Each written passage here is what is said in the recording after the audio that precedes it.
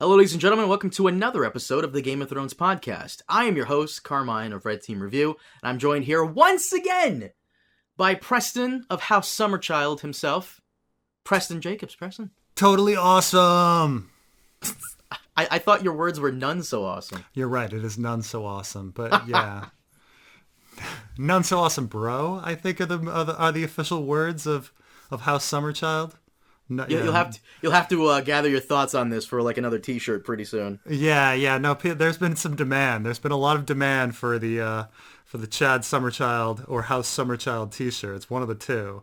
So I've got to get on it soon before there's a rebellion. Guys, welcome back to the Game of Thrones podcast. And on today's episode, we'll be talking about chapters 3 and 4 of Fire and Blood. As always, we're available on SoundCloud and iTunes, so consider checking us out on those platforms. And if you do check us out on iTunes, then please leave us a review. It would help out a lot. Also, leave your comments down below, and I might get to them and discuss them on the next episode. Okay, so Preston, before we start, there were a couple of people calling you out, saying that you were wrong. R.R. Reus was saying, you guys made a huge mistake. Look to page 27 in the World of Ice and Fire. Targaryens were involved in the Essos pre-conquest stuff. Aegon flew east before the conquest, met with Pentos leaders, and fought against Volantis. Another guy saying, Christopher Philipson, they're just... He goes, the Targaryens looking to the east is not a write-off. In the World of Ice and Fire, we learned that Aegon fought in Essos prior to the conquest. The implication is that the Targaryens were involved in the Century of Blood in Essos, and it was Aegon who changed their perspective to focus on Westeros. Yeah, that's what we said the whole time. The 100 years, they did nothing until Aegon. They sat on their butts for 100 years until Aegon. Aegon looked east and he looked west at the same time. But there was none of this, like, Targaryens looking east thing before Aegon. Like, everything changed with him. Like, this is the whole mystery, though. Like, what the hell were all the other Targaryens doing for 100 years? During that period of time, looking east. Nothing, Like, everybody's like, oh, the Targaryens, and then they mention Aegon. No, before Aegon. Aegon changed everything. Aegon was the anomaly. He went, he was looking east and west. He was, the schemer and the conqueror. But everybody else, what were they doing? They were sitting around, doing nothing. This one guy goes, Aegon did treat with the other Great Lords, or didn't treat with the other Great Lords because he required submission. He only treated with Argilac, the arrogant, because Argilac reached out to him before the conquest even began. Well, no, it specifically says that Aegon, visited all these other people. He visited the Westerlands. He visited... Yeah, Lannisport and Old Town. That was the rumor. He visited, and I think he was successful. I would say he was very successful with Old Town, as Old Town was right ready to coronate him, and the Hightowers didn't send their armies when the Gardeners went to war. And we're gonna, even in this chapter, we're gonna get into a few more things on Old Town, and how schemy they are. The most interesting house that George R.R. Martin has never really written about, or at least not in the main series. The Hightowers, right? The Hightowers, right? I always feel like, though, even though they owe their allegiance to the Gardeners and now the Tyrells, I always felt like the Hightowers kind of are their own thing. Absolutely, yeah. In the There's same something thing, so strange, yeah. I feel like their allegiance is first and foremost to Old Town rather than to the Warden of the South themselves. So yeah, what's funny about the Hightowers is that somehow they get away with never sending armies into war, save in the Dance of the Dragons. So they don't fight in the conquest. And then we don't hear anything about them doing anything in any of the Blackfyre rebellions. We don't know which side they were on. They're not in Robert's Rebellion. We nothing. Except in the dance. Well, they're not in Robert's Rebellion yet, because didn't the World of Ice and Fire actually... One of the main things we never hear about originally in Robert's Rebellion was the Greyjoys doing nothing. The Ironborn almost like non-existent in Robert's Rebellion as far as we knew, until the World of Ice and Fire came out, and we find out that the Greyjoys actually did something towards the very end of Robert's Rebellion, but because it was towards the very end, everybody just kind of brushed them off and didn't care. So we might actually have them doing something when George gets to Robert's Rebellion in Volume 2. Right. I mean, one of those retcon things, kind of like how, for some reason, in the first 3 books, no one uses the word nuncle, and then everyone starts using the word nuncle, and you're like, oh, right, no, yeah, nuncle is totally a word, or words are wind. Like, all of a sudden, everybody's saying words are wind by the 3rd book, but no one says it in the first 2. So, you get these things that get added on. There's a whole bunch of examples of this. Stannis' victory at Fair Isle. All of a sudden, it's mentioned constantly as one of his big triumphs, but it's not mentioned in the first 3 books. Maybe it just never came up in conversation, Preston. Jesus, come on. Yeah, I know. But it's one of these things like, what were the Hightowers doing? Well, maybe George hasn't decided, or maybe they were doing nothing. There's a lot of these questions like, what were the Velaryons doing, like during the Blackfire Rebellion? I'm really interested to know which side the Velaryons were on, but we have no notion of what they were doing during the Blackfire Rebellion. Things like that. So let's get into this, and real quick, Chapter 3, Reign of the Dragon, not much to it beyond the fact that Aegon was essentially the best king that ever was, or will be. I call him the checklist king, because he did everything so well that everyone after him will kind of have to, live up to this list of awesome things he did, and if you don't, then you're either very weak, or just awful. But what I did like about this chapter, from what Gildane tells us, is that Aegon actually gave a damn about the realm and ruled it almost perfectly. He was certainly clever. He certainly did a lot of things. Like, he knew when to get involved. He knew how to have control over people. He knew when to give people freedom. He was versatile. He was hands-on, but hands-off at the same time. I mean, he definitely knew how to strike that balance of being a clever leader. Right. Yeah, so it's it's some interesting stuff. Though I do get the impression that, at least in these early chapters, that George was, he had the material for Aegon's conquest, and he had the material for Sons of the Dragon, and he needed to fill it in, and so he filled in very briefly, the reign of Aegon in only 20 pages, when Maegor gets twice as much, so it's kind of funny that this is going by so fast. Like, Aegon's reign does not get as much that much attention, even though it was a pretty long period of time. Yeah, Aegon the First. I feel like a majority of his own story is really also stretched out to his sister wives. I mean, they were also a majority in ruling the realm. Didn't it say that he split a lot of his time between King's Landing and Dragonstone? Absolutely. And that's the thing is it's not even that much about Aegon.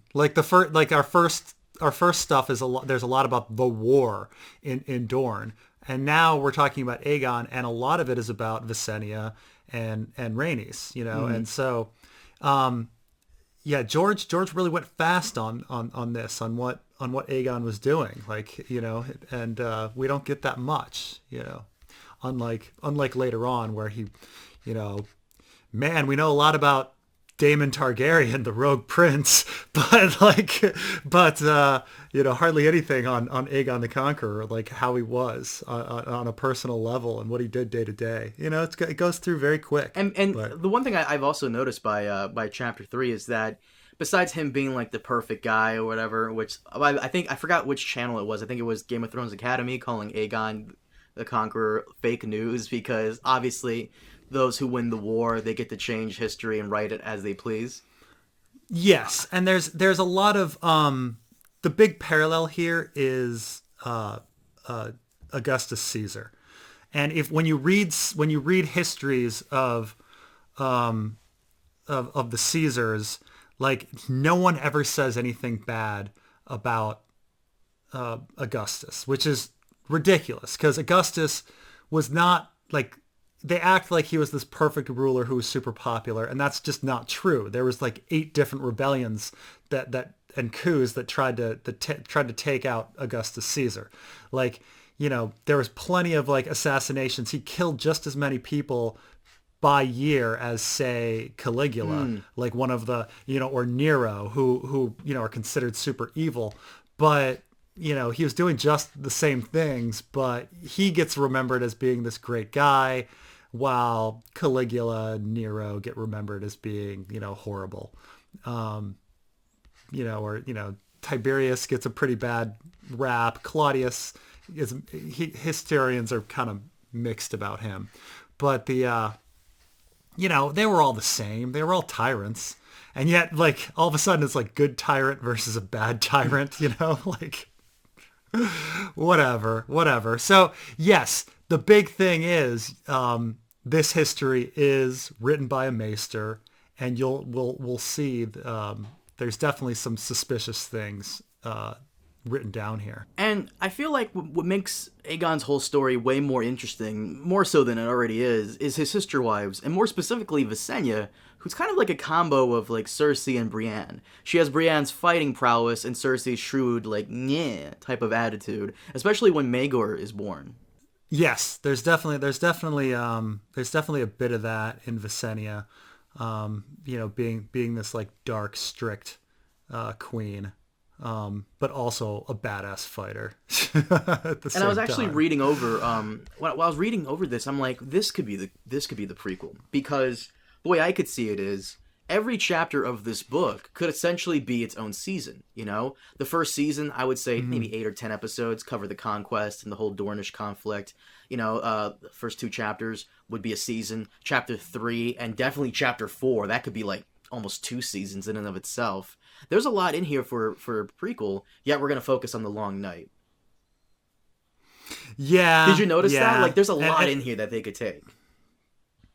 Oh, absolutely. And I think, I'm not sure what they were thinking in the end. Maybe it had to do with CGI budgets, and maybe it had to do with not touching stuff that George was writing, because they were burned last time, and therefore, like, we're going to choose a completely different period where he's not even touching it, so we can kind of play around and do whatever we want. I mean, they could have always done like an animated series, like a big thing with Netflix nowadays is taking Castlevania and making that into an animated thing. Like, they could definitely do it. I remember eons ago, we had on Spike TV, back when that was a thing, we had Afro Samurai, and how there was an interview that came out in Afro Samurai. Each episode of that was like $1 million. Like, I can definitely see HBO. Oh my God. Yeah, that cheap as shit, right? I could definitely see HBO like shelling out like $1 million for like a 30-minute animated series instead of having to pay Maisie Williams $5 million per episode. Like, come on.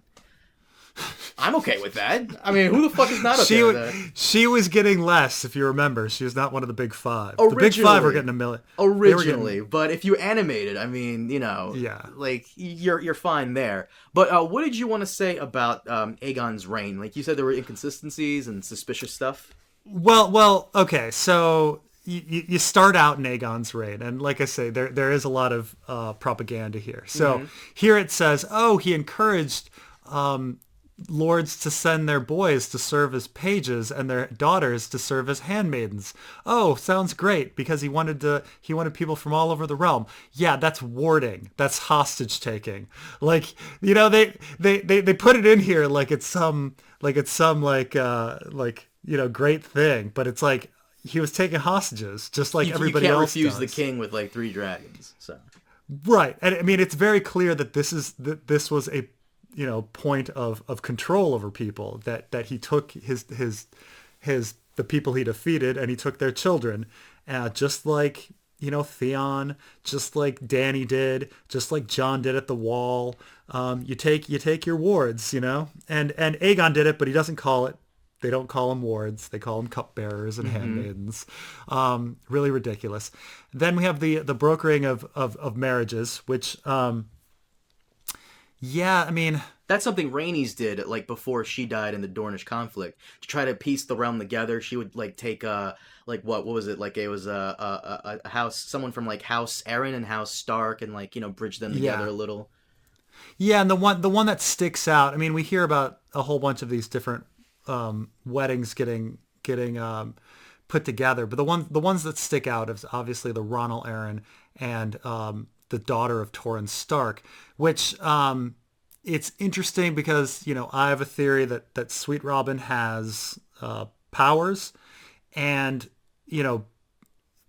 the thought is that if Sweet Robin has powers, he probably got it from his mother, Lysa. But if this Stark line eventually makes it down to Sweet Robin, which is a possibility, Ronald,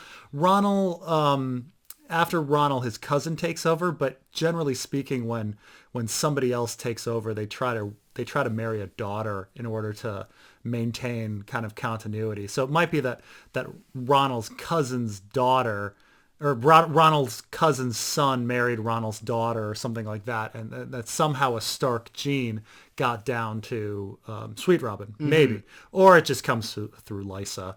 But that's the one that marriage is one that sticks out. The other is, of course, you've got a bunch of all of these marriages with the even star of Tarth. Like, why is Tarth so important? Tarth comes up a whole bunch in this chapter, and you're like, why do we care so much about Tarth? We haven't really, yes, Brienne is from Tarth, but we always get this sense that Tarth really isn't that unimportant of an island. Certainly not important enough for the brave companions to know about it. And yet here, Tarth is a major power player. So, I don't know what's going on there. Oh, and we of course hear about Blackwoods and Brackens and Blackwoods intermarrying, which very recently, a whole bunch of them. So I think we kind of knew that their lines were intermarried from the Jaime chapters of A Dance with Dragons, but this really shows that, look, if Bloodraven is special, these marriages happened really recently. If Bloodraven is special, Bittersteel was probably special too. He probably had special abilities. So, there's that kind of maybe is more evidence for that. There's a lot of these Aegon traveling around the kingdom, and he visits the randomest places. He goes to Barrington twice, but only Winterfell once, right before he dies. And you're like, why Barrington? What was going on in Barrington? And they say it's to forestall rebellion. So I guess maybe the Barringtons. Actually, that kind of makes sense. If Barrington was against Torrhen Stark's decision, it would explain why Lady Dustin kind of also said a kind of negative thing about Torrhen Stark when she was down in the crypts with Theon. So that might make sense that Barrington was a little rebellious. But he does go to the Iron Isles, and he goes to Great Wick, which is kind of weird because they were not part of the rebellion. The rebellion probably happened on Harlaw or Old Wick. Old Wick is where the religious people would be, and Harlaw would be where the descendants from Harren the Black were. But that's all really interesting. And then I thought it was really interesting that he traveled everywhere with 6 maesters. And it's funny, the number 6, and I wonder if it's because there's one for each kingdom, which they would each, obviously if you have with you, a Northern Maester, a Vale Maester, a Reach Maester, a Westerman Maester, a Stormlands Maester, then when you go to a new area, this Maester is going to know who you're dealing with, which that's pretty clever if that's what's going on. But it's funny though, with 6 maesters though, that's a lot of control from Old Town. If Aegon has a decision and all 6 of his maesters say, no, that's a really bad idea, he's probably not going to do it. It's one thing if you have one advisor and one advisor's like, oh no, don't do something, and you're like, oh okay, well that's only one person. That's one person's opinion. It's another when it's 6 people.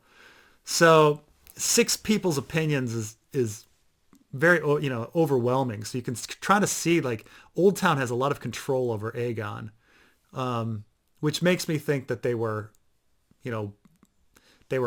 connected with him before the conquest quite a bit, and that there's more to the Old Town scheming.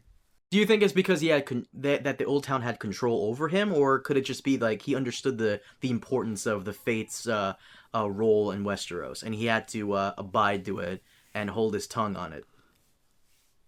Well, he actually ends up doing things to give more power to the Faith. He actually, like later on, there's something about the Septons are allowed to be tried by the Faith rather than by the local lords. Like he ends up giving more power to Old Town. He makes the Faith exempt from taxation, all sorts of things.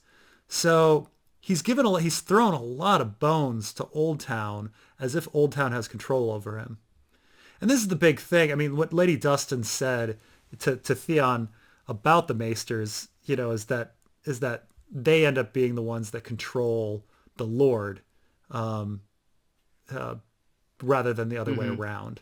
Like, like some people think, the Maesters are supposed to be in service of the Lord, but it ends up being the other way around, that the Maester is the one with the true power, according to Lady Dustin, because, he's the advisor. He's the one that can read and write. He's doing all the letters. He's the teacher. He's the doctor. He's the teacher of the children. He's the doctor. He's the one bearing the children for the, he's the, all Have we things. seen in the story so far, or any point in the history of Westeros, a Maester whose influence overextended into what the Lord does? Well, in my opinion, Luwin. You think so with Luwin? Oh, yeah. I think very much, I think Luwin got Jon sent to the wall. Like if you go back and read those early chapters of the Game of Thrones, Benjen is very much against Jon going to the wall. But by the time Luwin talks to Ned, he makes it sound like Benjen is totally cool with it. And that's a switch. Luwin is misleading Ned. Ned, Benjen has this huge screaming argument with Jon about how, don't go to the wall, grow up a bit. You don't know what you're giving up. And then the next scene you have Luwin saying, Jon wants to go to the wall and Benjen's, cool with it. And all of a sudden, Ned's like, I guess, complete misrepresentation of what went on. But doesn't Jon also want to go to the wall himself, though? I can't really say I agree with that one. Saying Luwin kind of, led Ned into it. It really was Jon mostly. We know that. Well, we don't have all of the information. I'll say that, but I'll say that Jon, before he talked to Benjen, talked to Luwin first. That is when he talks to Benjen, he mentions Luwin, and saying, Luwin says that because Benjen's like, dude, you're a kid. What do you know about joining the Night's Watch? And then he says, well, Luwin says bastards grow up faster, and you're like, whoa, you've been talking to Luwin? What's all this about? Yeah, there's some I definitely think Luwin overstepped. And I'm also wrong. There is one. Grand Maester Pycelle, he was able to convince the Mad King to open the gates to Tywin. I forgot about that part right there. So absolutely. I can see where Lady Dustin is coming from, but at the same time, I always feel like the lords are usually in control of themselves to listen to Maesters. Maesters are usually, the ones that we've seen so far, they're usually a little I don't want to say too weak-willed, but they always seem to know their place in the story so far. So it would be interesting to see a Maester pull a Peter Baelish and try to, control things like that. I will admit that if the Maesters do have control, the control that Lady Dustin claims, or the control that Archmaester Marwyn claims, they're much more subtle than, say, Varys and Littlefinger, who are just oozing with being obvious. I actually don't understand how Littlefinger or Varys get away with what they get away with, because they're so obviously schemers. So you're just who in their right mind would ever trust those two? Why aren't they executed immediately? Because they're just horrible. With 3 sentences into talking to them, you're just oh God, no, he's up to something. Send this guy. Yeah, he's up to something. No. Oh my God, he's either stealing from me or fucking my daughter or like, he's doing one of these things. Like, oh God, like, but so, if maesters are doing something, they're better schemers than Varys and Littlefinger in that you don't even think it, you don't even see it. Mm-hmm. No one's sitting there going, oh, freaking Maester Coleman, Maester Crescent. Like we saw Crescent like attempting to do stuff, but he failed miserably, But, if Lewin is doing something, it was pretty subtle. Like even what I mentioned with Jon was damn subtle. You have to go back and one could argue that I'm just imagining it all, which, it's quite possible. Well, no one's imagining Varys and Littlefinger scheming. But yeah, no, Aegon visiting all these places made a lot of sense, parading around. Essentially, it is a military parade with the dragon. Such a show of force to all these peasants who've probably never seen a dragon in their life. He probably looks like a god to them. But the one thing I've noticed is that Gildan goes on to say that Visenya kind of retreats away after Rhaenys' death. And I don't want to make this comparison because I feel like this is a bit too much of a comparison, but people will know what I'm talking about. It's almost like Visenya becomes a bit like Qyburn. Yeah, and they do claim that she was doing dark arts, or there was rumors. But yeah, I mean, I think she starts scheming. I mean, we eventually, I mean, she does kind of disappear at first, but then like her scheming comes back when during the reign of Aenys and Maegor. But like, but yes. But it is interesting because she is more powerful and more blunt when Rhaenys is alive. You'd think that once Rhaenys died, that she would become, she would have all of the power, but she would do what Cersei did when Tywin died and try to seize power for herself. Yeah. By the way, do you have anything more to say on Chapter 3, Reign of the Dragon, before we move on to Aenys and Maegor? Because I do think we discussed everything, I believe. We discussed Rhaenys and Visenya, especially Visenya. We talked about Old Town and how much control they had over Aegon. There's a few things. He builds walls, and so you kind of have this parallel talk of the Corsair King. There's this attack on Talltree Town, and this is a parallel to the Corsair King attacking Talltree Town. And the Corsair King is almost certainly Euron, just based on location. Oh, you're talking about parallels? Yeah. Mm-hmm. And so it's interesting that Aegon's like big fear for King's Landing is like pirates, and it's maybe Dany's big foe perhaps will be the Ironborn as well. I thought it was really interesting that Orys Baratheon like never really has any power. Like he and he stays his hand to the king for the longest time. Yeah, he stays his hand to the king, and then after he loses his hand, they just kind of say, "Oh, well, you've got a stump." And but he so resigns because he feels as though the hand should be able to, Yeah, I forgot what he said exactly. Like he said something along like the hand should actually have a hand or something like that. Right, but of course, like that's a ridiculous argument. He was trying to get rid of him. But it's interesting because this is one of his supposed childhood friend. The guy should have a lot of sway and influence, but we don't really hear about Orys Baratheon or any of the later hands doing anything. It's almost as if Visenya and Rhaenys had all of the power that the hand would have had, and there was just no room for anything else. Mm-hmm. And so these hands didn't have any power. But it's interesting that the hands under Aegon were so weak, because later on we hear about these incredibly strong hands ruling the kingdom, especially culminating with Tywin. And then, of course,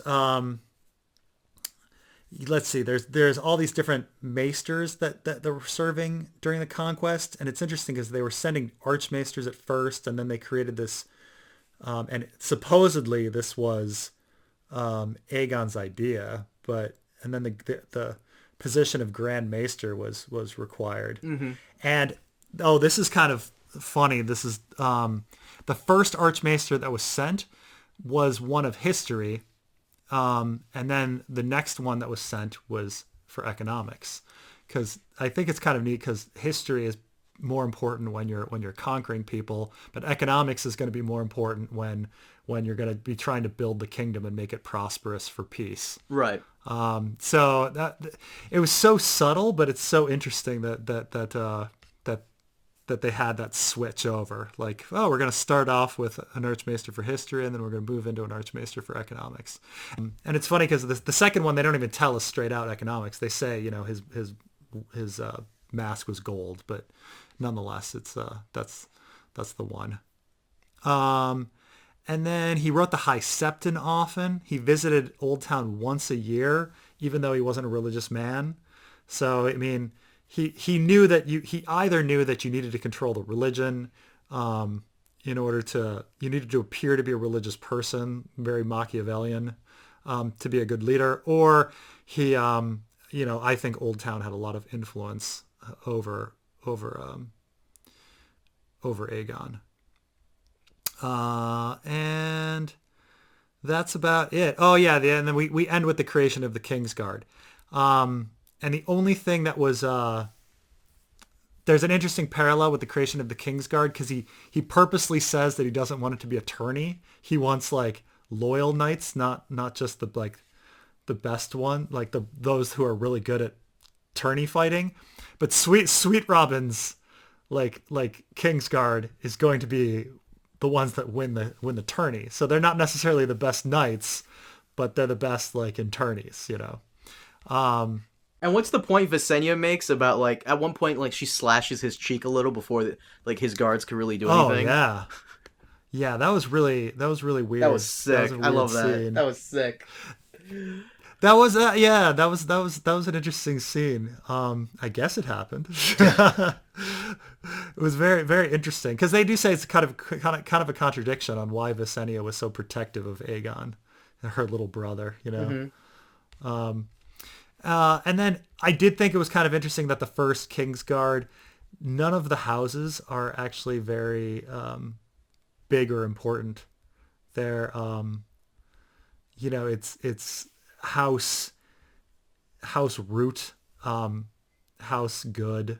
Yeah, I will say, I will give props to a lot of to Fire and Blood for doing this. That the World of Ice and Fire didn't do as much, which is make a lot of these small houses that no one's ever heard of or even care about that much, or maybe even they get like 1 or 2 pages in the main series, and giving them some recognition, some place in history. Yeah, and it might be just that he's just throwing down names, but some of these houses, I mean, House Root, they are. Like, they eventually get Haraway Town, but before that, they're going to be a super small minor house. Bastard of Cornfield, that's House Swift. Mm-hmm. Not huge. House Good. The biggest house there is Darkland and Velaryon, but Velarion's going to be super loyal. So you're talking about small houses and super loyal houses. So, they didn't want a powerful people next to the king. They wanted loyal people.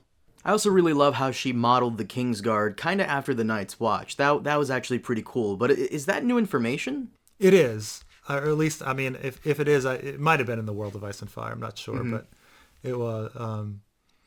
But it just, I mean, I just thought it was a coincidence, because most of these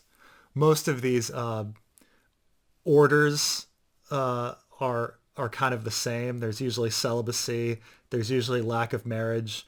I mean, and this goes for our world and their world. I mean, the Citadel also has these same vows. Like, oh, it's a lifetime vow of celibacy, and, you can't have any kids, and you're going to be serving the realm. Like, oh, okay. Well, it's not like the Citadel was modeled after the Night's Watch. It's just a coincidence that they both have these vows.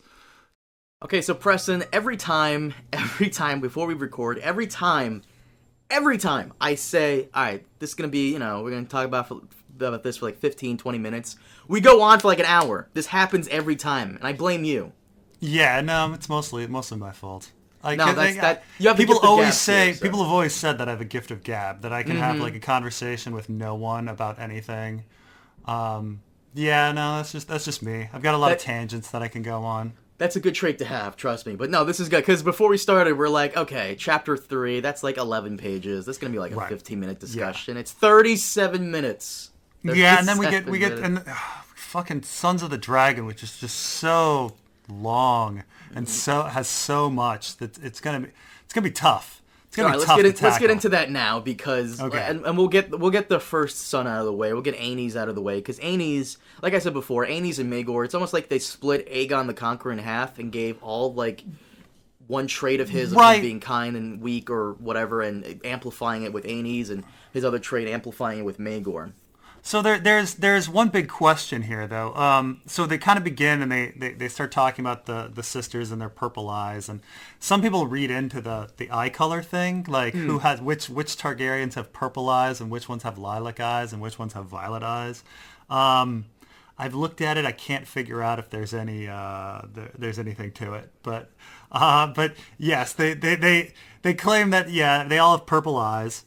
But Quicksilver the Dragon is born the same year that Aenys is, which is pretty interesting in that, again, there was only 2 dragons hatched over the course of 100 years on Dragonstone, and now we have a third one, which is hatched the same year as Aenys. And so I do wonder if like pregnancy or something has to do with, if there's some sort of connection between pregnancy and dragon hatching.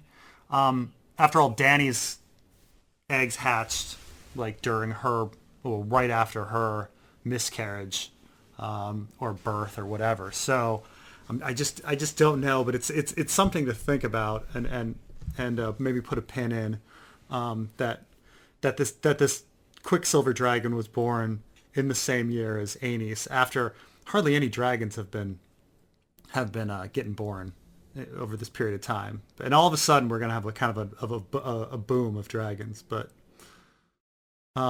yes, now we get into Aenys and Maegor.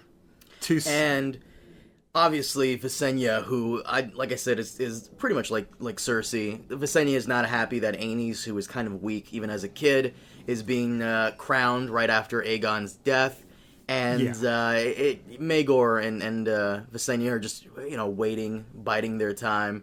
And even Aenys is trying to, settle things between him and his brother by saying, he gives Maegor, which sword was that? That wasn't Dark Sister, that was Blackfire? Well, no, he eventually gets both, but she gives him Dark Sister to begin. Mm-hmm. And this is, so there's a whole bunch of parallels to Maegor being like Joffrey. So he gets a Valyrian steel blade on his 13th name day. Joffrey was 13 when he got Widow's Wail. There's the cat incident where he chops up a castle cat, just like Joffrey did. At one point, he cuts off half of a guy's face, just like the Hound is half. Things like that. Mm-hmm. There's a bunch of connections, and they're trying to make him more like you're supposed to think of Joffrey, and that Maegor is out of control like Joffrey was, is the idea. Mm-hmm. And then obviously with Aenys, you're maybe supposed to more think about Sweet Robin, because they talk about him having like watery eyes and sickly and things like that. But so we have these 2 very different types of kings. Yeah, it's weird too, because like, has that ever happened before in like in the story where we have like kings who are this exact opposite of each other? The only thing I can think of is the 2 babes at the wall, where Mance's son is I'm trying to see there's the baby swap, so I start getting confused. But I think like one of the babies is greedy and strong, and the other baby is like weak. And then they start, once the swap happens, they start acting differently. Like and it's difficult to say like which baby is which. It gets confusing for the reader, just as it's confusing for the people in the story. But that you had two children that were kind of opposites. But of course, Aenys is a few years older than Maegor, unlike the two at the wall being milk brothers. One thing that I think is really weird, and this has to do with Maester Gildain, is how Gildain puts in here over and over again, like, oh, and there was no discussion on who the heir would be. The heir would be Aenys. And he keeps putting that in, and you're like, well, wait a minute. Like, why is Aenys the heir? Like, so Valyrians choose their successors at this point. It later changes, but yeah, the fact that everybody's like, oh no, Aenys is obviously the heir, and so, and that was never a question. But then again, Maegor is called Prince of Dragonstone, and then later on, like the minute Aenys is crowned, way later in the story, everyone starts questioning, like, well, Maegor is stronger. He might be the better king. And it's like, well, why does he keep contradicting himself, saying that, oh, succession was never an issue, and then succession was an issue, They claim that Maegor was called Prince of Dragonstone because he lived on Dragonstone, but Prince of Dragonstone is the title used for heir, like all over. And getting the swords also, like, it has been a symbol of the heir. So it's all kind of weird about succession. But it seems like the Faith is doing whatever they can to keep Maegor from being king. And they also seem to be doing whatever they can to keep people from marrying Rhaena, Aenys' daughter Rhaena. Really? You think that was the case? Because, and we'll get to that. You have a theory on her about her being a lesbian. Well, no, I think she's a lesbian, but that's a very minor issue. I think Rhaena is more special in the sense that I think she's the one hatching dragons. I think that she's a big deal. That she is like Daenerys level special or Rhaenyra level special. Right.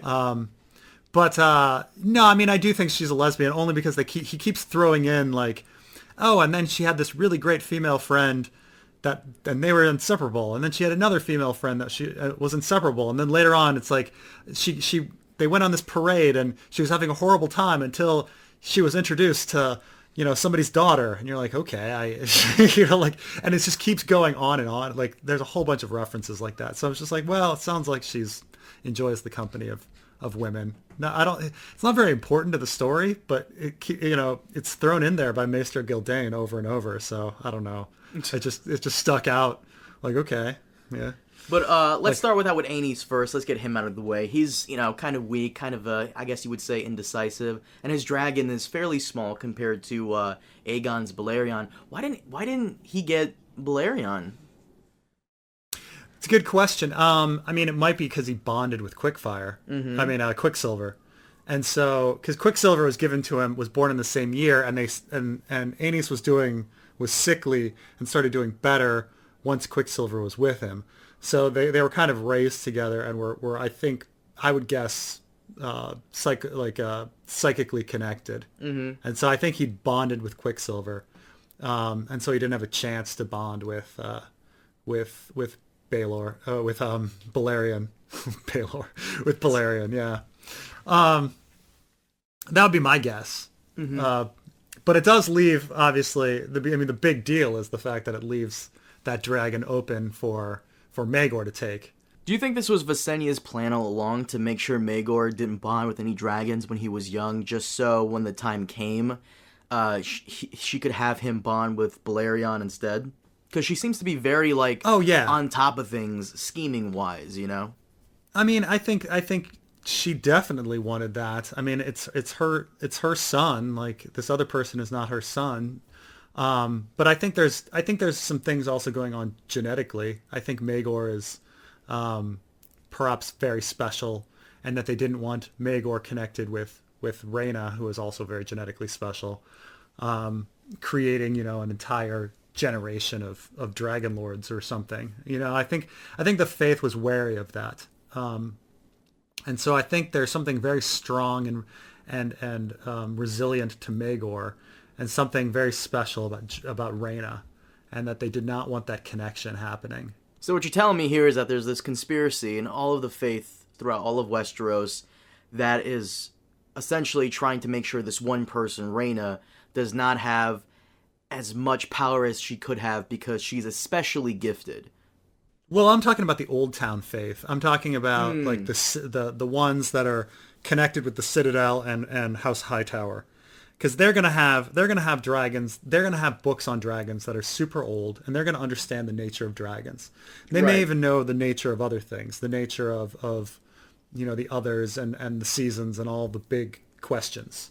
And so I'm just trying to make sense of the faith doing completely irrational things. Like, the faith is so irrationally anti-Rhaena and anti-Maegor that I can't come up with anything else other than there's something genetically going on where they just don't want them having kids. Well, to be fair, I mean, they love to use the, I guess you'd call it, excuse that, incest is the whole, like, thing that, shouldn't be, blah, blah, blah, blah. And they're trying to give Maegor this one wife that he kind of doesn't want.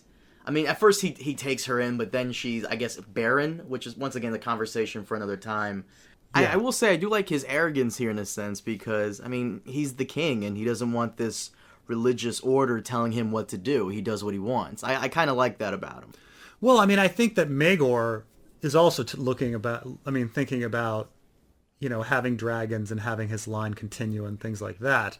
I mean, we got to look at it from like Maegor's perspective. What does he want?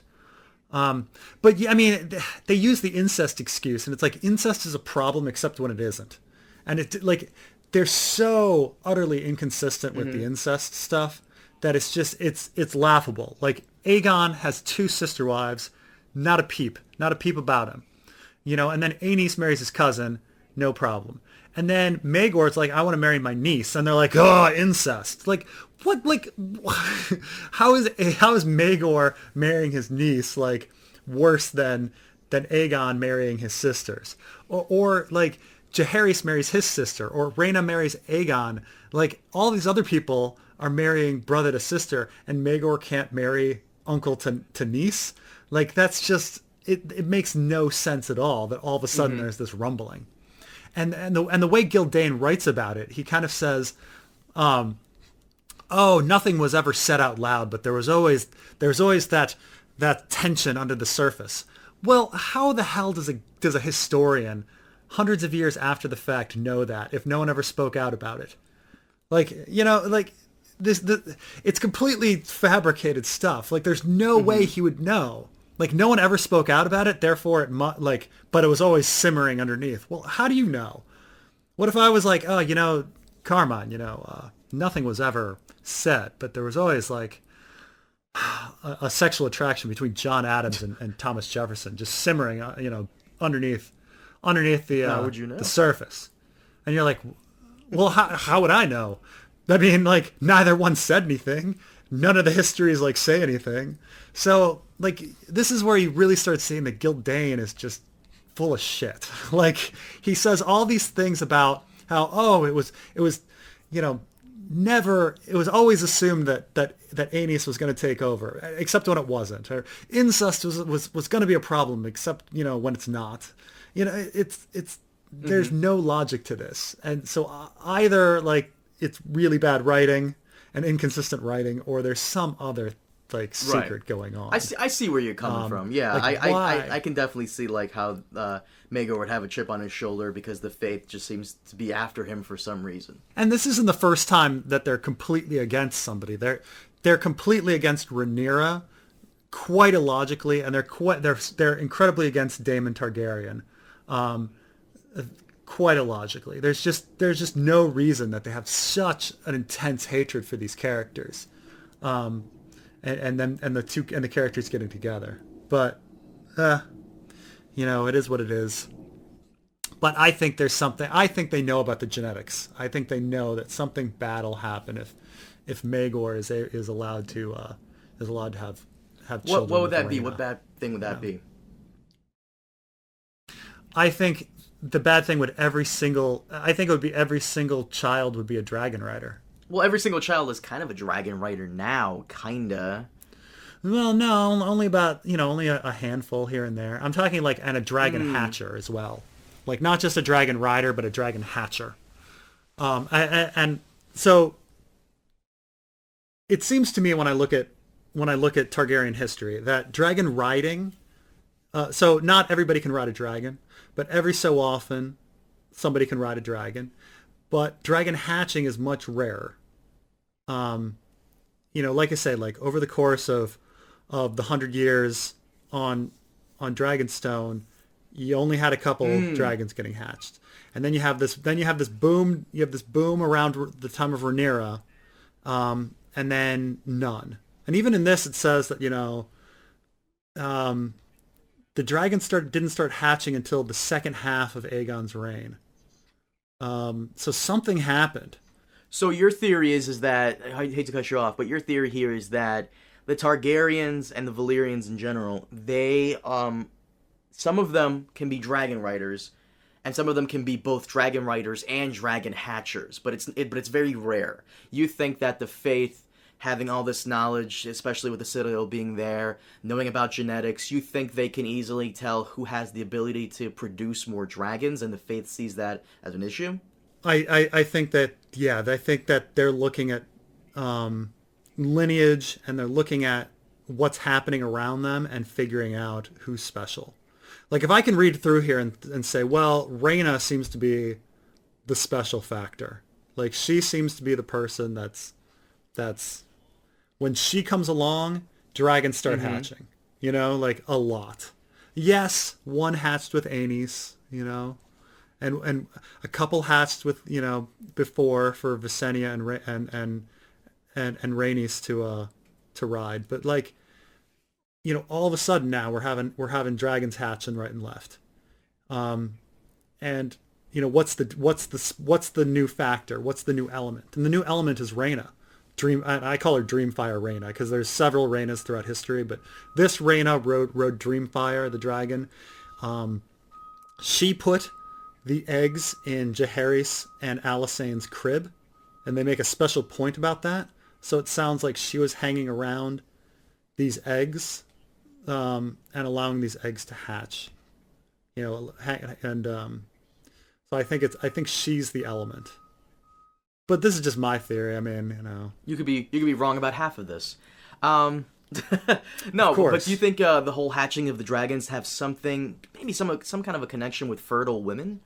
I mean, because it always seems like the ones who are able to hatch the dragons are usually strong women that have, the ability to produce more heirs. And do you think that maybe the ability to hatch... by the way, how is that ever really gone into detail, like how dragons are able to lay eggs? I mean, they're asexual, right? Or what's the term? Was it asexual? Like whether they're asexual or hermaphroditic. Yeah. No, I mean, there's a lot of contradicting information. Like sometimes dragons are called male and female, but then later on, Maester Aemon says that they don't have sex. They don't have gender. I mean, not that they, they I don't know if they bone or not, but yeah, they don't have like male, female. So any of them can lay eggs. Yeah, it's tough. It's tough to say. We don't know. We know that eggs get laid. Yeah, I was noticing while these past couple of chapters, like, they are laying eggs, but it doesn't really go into detail, like, how that's really done or what's the process of that. But do you think it's, the connection here is, like, fertile women, or especially people with strong psychic connections to dragons that are able to, like, make them do it? That's my guess. My guess is that these eggs, that something going on in the egg needs some sort of like powerful telepath to activate. And I think I think something, and I think it has to do with pregnancy. I think, something is going on around that. But just because I'm just looking at Dany, like the hatching that we know the most about is Dany's. And so we know she was pregnant, and we know that something was going on with those eggs, and she had a connection to those eggs, and she was feeling a connection to those eggs for a while. I think that the eggs need to be around pregnant women to activate.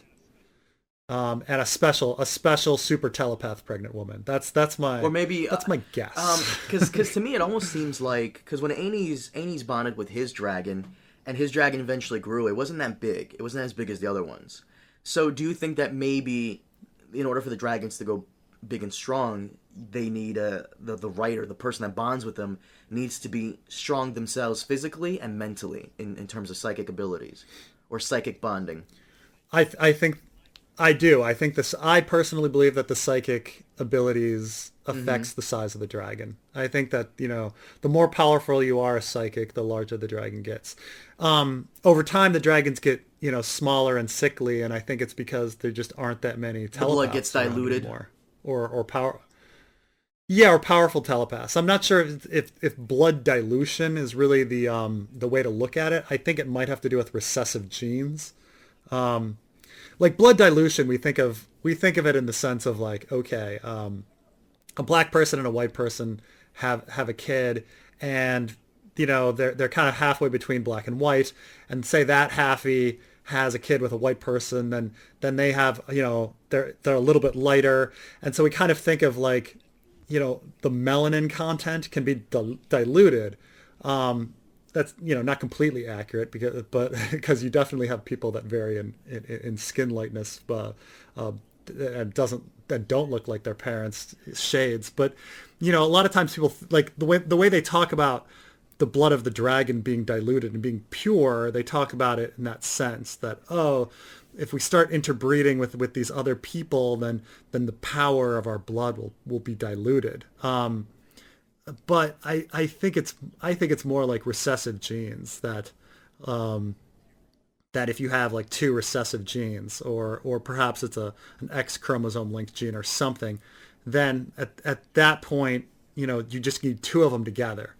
Because Dany, for instance, is kind of way down the chain, after many intermarriages or whatever, if Dany is actually who thinks she is and is actually the Mad King's daughter.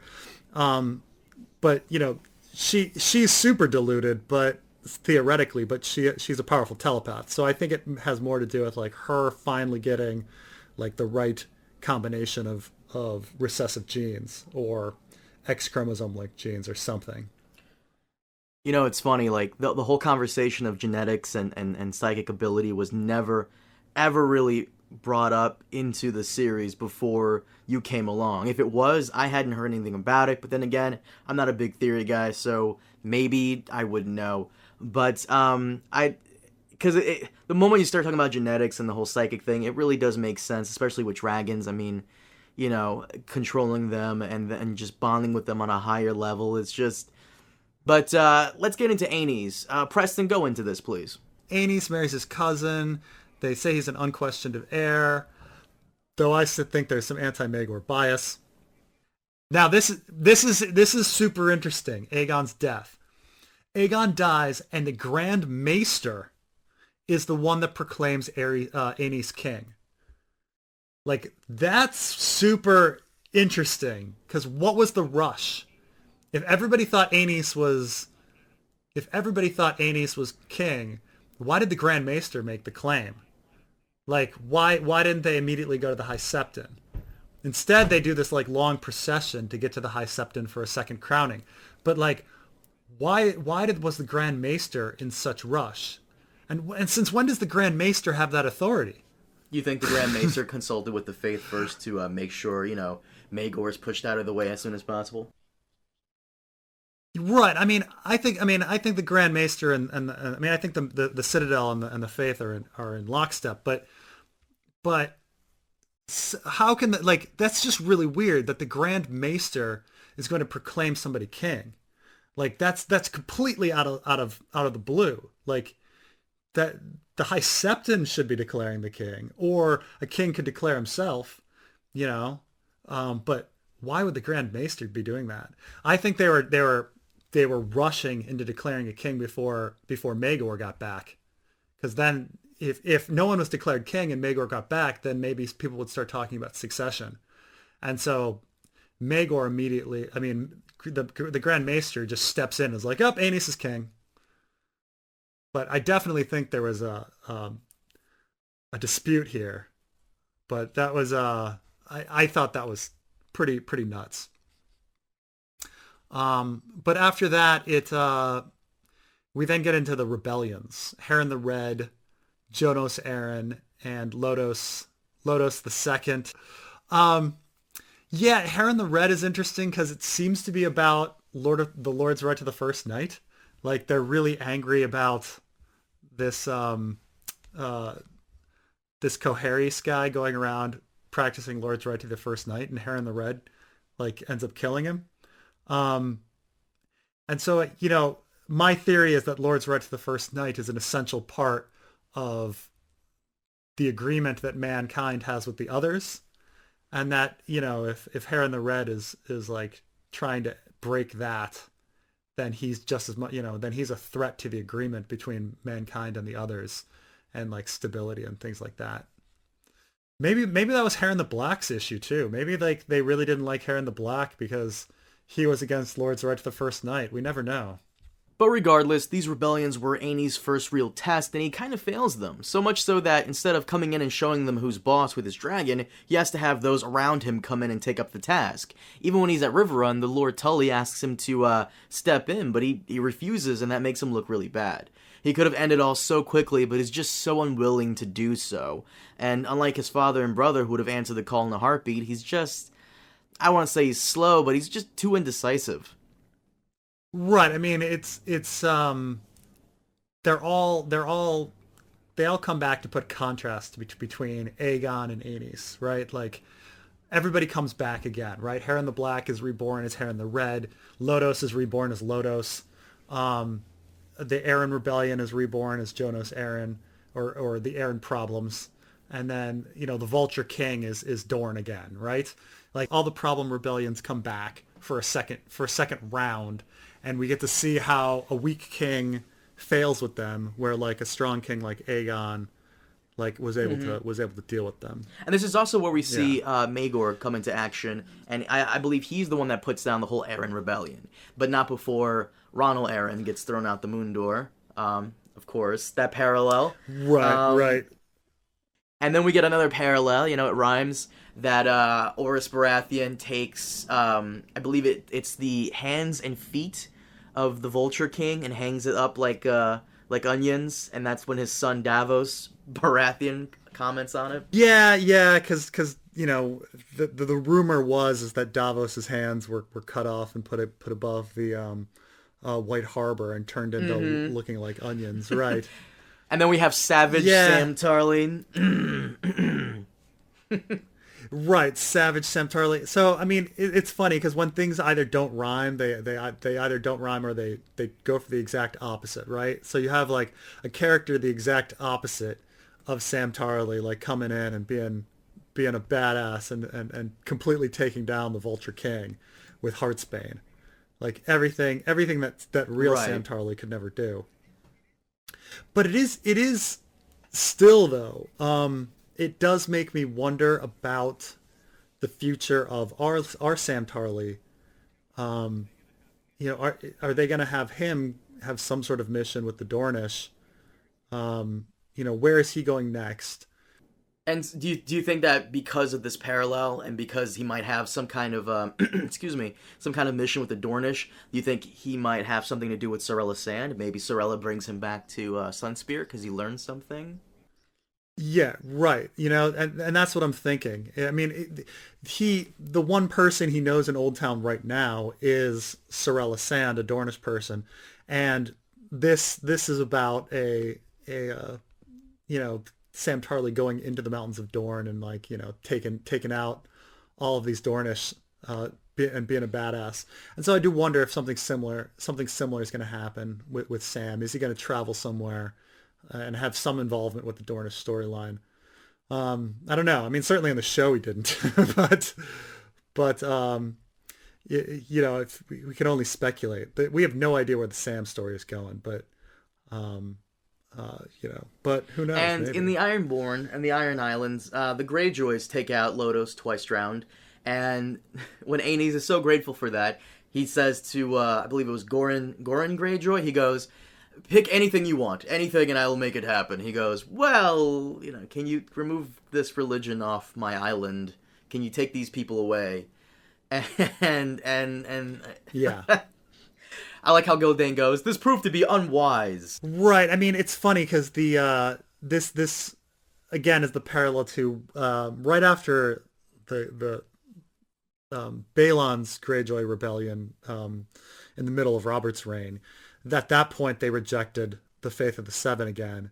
So it's like we're supposed to connect back to that because out of him kicking out the faith of the Seven, like the Ironborn became a little more extremists in their religion after that under Balon's rule. And so this is this is this again, but at some point the faith is going to come back to the islands. Sorry for the break on this episode, but Carmine and I spoke for a really long time, and so we decided to break the episode into two. Look for part 2 coming soon. Thanks for listening, and we'll see you next time.